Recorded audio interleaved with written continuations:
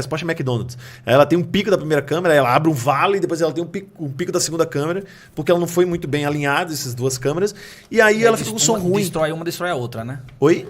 Uma câmera acaba atrapalhando a outra. Então, ela não fica com som legal de ouvir. Ela começa a ter duas notas bem expressivas. Buraco de frequência. E um buraco de frequência. Então, se ela não for muito bem projetada, ela fica com esse som ruim. E eu comento assim, ó.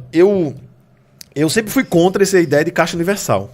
Né? Na minha cabeça não existe esse negócio de caixa universal. É o mais comum no mercado. Mas tu sabe que hoje, eu mudei um pouco na minha cabeça, hoje eu digo assim, sabe por que existe caixa universal? Porque um fabricante começou a copiar o outro. Qual é o falante que mais vende nos paredões do Nordeste? Eu fui um cara que fiz isso, admito que fiz isso, porque todo mundo faz. Qual é o alto-falante que mais vende no Nordeste? É o falante X. Todo mundo usa nos paredões. Sim. Aí eu vou criar o falante Y, aí eu vou lá e vou dizer pra ti, desmonta teu paredão e monta um novo. Desmonta o teu também. Não dá. Eu vou dizer, cara, mantém o teu som, tira o falante e bota o meu vai tocar mais. Um exemplo. Na minha concepção, é assim que os projetistas hoje têm trabalhado no mercado do trio. O cara não pode desmontar o paredão do cara. Pega a caixa que tá tocando hoje, com os falantes que são curvados de venda do mercado, e faz um falante que entra naquela caixa tocando bem. Então, cara, as caixas viraram universal. Então, por isso que começaram a surgir muitos fabricantes de caixa universal no Nordeste. Hoje a gente tem muitos fabricantes lá que ele vende a caixa pronta. Ele não quer saber qual é o falante que tu usa. Ele tem, eu tenho essa caixa aqui, vai lá, 1501, 1502, 1503. Por quê? Porque ele sabe que um falante é cópia do outro. Então, todo falante que ele botar ali vai meio que ter um comportamento iguais, a diferença é pouquinho. Então, por isso que começou a surgir caixas genéricas. Eu não sou a favor, por quê? Porque eu acho que entra uma coisa que é o gosto pessoal. Eu sempre comentei, a gente falou agora há pouco na entrada aqui, o áudio ele é ciência até o ouvido. Do ouvido para dentro ele é subjetivo.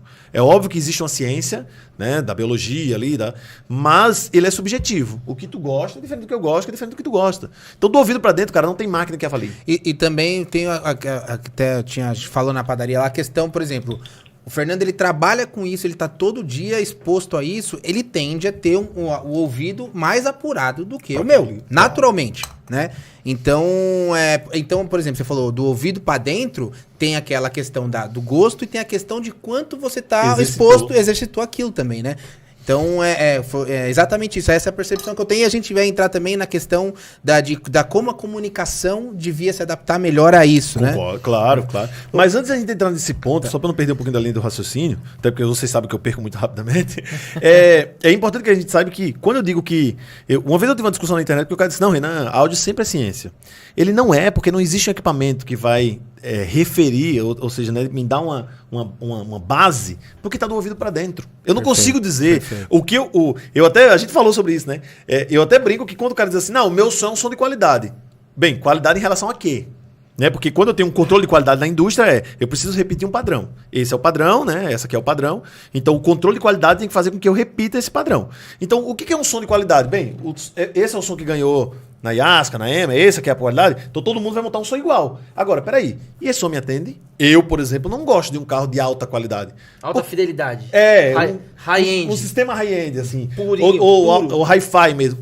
O Renan Lopes não gosto. Por quê? Porque eu sou o cara da música eletrônica e do reggae. Precisa de grave. Tempero. Precisa do peso aparente. Você tem um pouco de pancada, né? Precisa. Outra coisa, o nosso ouvido, ele não é plano. Flash Mutson, né, já estudou o ouvido da gente, ele viu que não é plano. Então por que eu vou ter um sistema plano se o meu ouvido não é plano?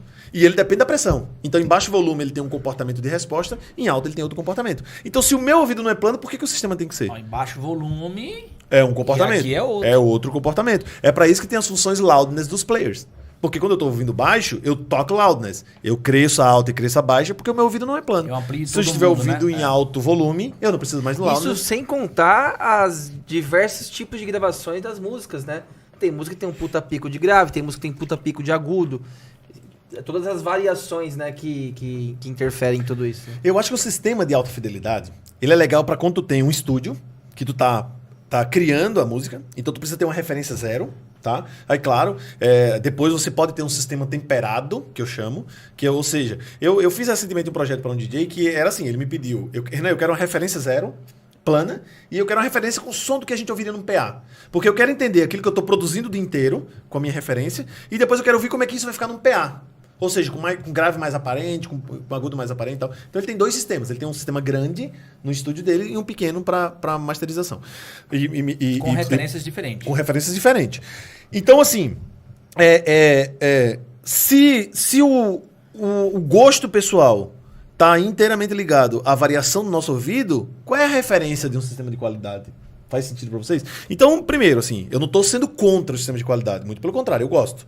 Mas ele tem que respeitar o gosto. E é aquele assunto que a gente vai entrar depois, como gerar essa demanda pro mercado. Eu sou o cara, mais uma vez, da música eletrônica e reggae. Tem que sobrar a grave. No meus sistemas eu gosto que sobe. Por exemplo, festa de música eletrônica. Eu trabalho com 16, 20 dB a mais no grave. E fica ruim? Não. Todo mundo adora. Fica bom. Porque aquele público, ele quer aquilo, né? Quer aquilo. Entendeu? Agora, vai montar um sistema plano. Os caras vão odiar, cara.